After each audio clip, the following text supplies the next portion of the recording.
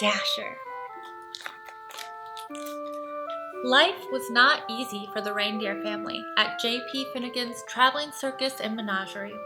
They spent long days crammed together under the hot sun as an endless stream of curious people jostled to catch a glimpse of them. Even at night, there was little rest. Some nights, to pass the time, Mama would tell stories. It was a magical place, she would say. The air was crisp and cold, and the ground was always covered in a cool blanket of white snow. Your father and I were free to roam under the glow of the North Star. Dasher, the youngest reindeer, loved Mama's stories. "Is that the North Star, Mama?" she asked. "The very same," Mama said. "We always knew we were home when it was directly overhead." "I wish we could go there," said Dasher. Mama sighed. "I do too," she said. "But Mr. Finnegan is not kind to animals who try to escape." Day after day, under the watchful eye of Mr. Finnegan, the reindeer family delighted crowds wherever they went. Dasher liked being with her family, and she loved meeting so many children who were always kind to her. Sometimes they even fed her carrots, which were her very favorite food. But at night, while the others were sleeping, she would lie awake, gazing at the bright star on the horizon, wishing for crisp, cold air and a cool blanket of white snow. One night, mighty winds shook the circus tents and rattled the animals' cages. Dasher was wide awake, wishing on the North Star when she was startled by a loud creak. The gate to the pen had swung open. Dasher could hear rustling from inside Mr. Finnegan's trailer. She glanced up at the North Star. She looked back at her sleeping family. She knew this might be her only chance. Her heart pounded. She took a deep breath, and then she ran as fast as she could. On she went for hours with the North Star as her guide. But no matter how far she traveled, it was still way off on the horizon. Dasher began to wonder if she would ever make it there. She thought about turning back, but she couldn't remember the way. She didn't know what to do. So she looked up at the North Star and made a wish. Just then, Dasher heard something in the distance, a soft jingling coming from the woods. There in the clearing, Dasher saw a man and a horse. "I'm sorry, Santa," said the horse. "The sleigh is just so heavy this year." The man smiled. "Now don't you worry, Silver Bell," he said. "We'll take all the breaks you need." "But the children," said the horse. "They'll be heartbroken if we can't deliver all these toys by Christmas morning." "Children," thought Dasher. She stepped forward. "Maybe I can help?" she said. "Hello there," said the man. Dasher walked closer. The man smiled. "Have you ever pulled a sleigh?" he asked. Dasher shook her head. "I've never even seen a sleigh," she said, "but I pull a wagon just about every night." "Well," said the man, "how would you like to make a whole bunch of children really happy on Christmas morning?"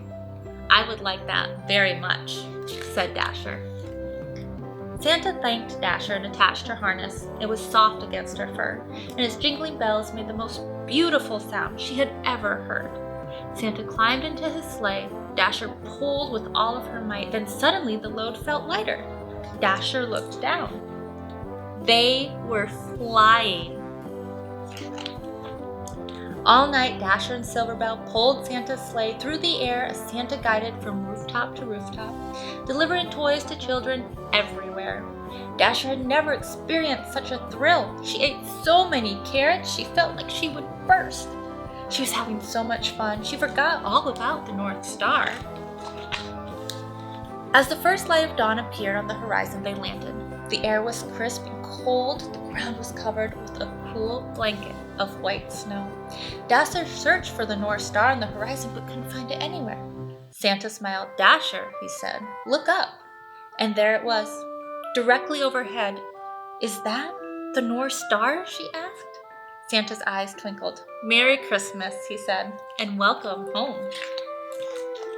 The North Pole was just as wonderful as Mama's stories. Dasher roamed wherever she pleased, and Santa gave her all the carrots she wanted.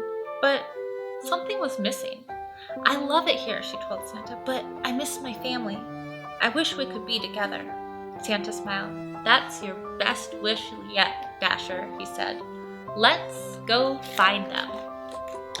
Late that night, Dasher guided Santa's sleigh all the way to J.P. Finnegan's traveling circus and menagerie. Mama, Papa, Dasher whispered. Everyone, wake up! Mama lifted her head. Dasher, she said, is it really you? It's me, Mama, said Dasher. She told her family all about Santa and Silver Bell and how the North Pole was just as amazing as Mama's stories. But I missed you, she said. You were all I wished for. Dasher led her family to Santa's sleigh, and Santa attached their harness. You're not going to believe this part, she said. When Christmas Eve arrived, Silver Bell watched Santa prepare his team. Are you sure you don't want to come? Asked Dasher. I'm sure, said Silver Bell. I know the 8 of you will do a fine job. Late that night, as Santa and his new team of reindeer soared around the world, he called them by name for the very first time. Now Dasher, now Dancer, now Prancer and Vixen, on Comet, on Cupid, on Donder and Blitzen. On Christmas morning, after all the toys had been delivered, they flew back to the North Pole, where they still live happily today. There, the air is crisp and cold. The ground is always covered with a cool blanket of white snow. And Dasher has everything she ever wished for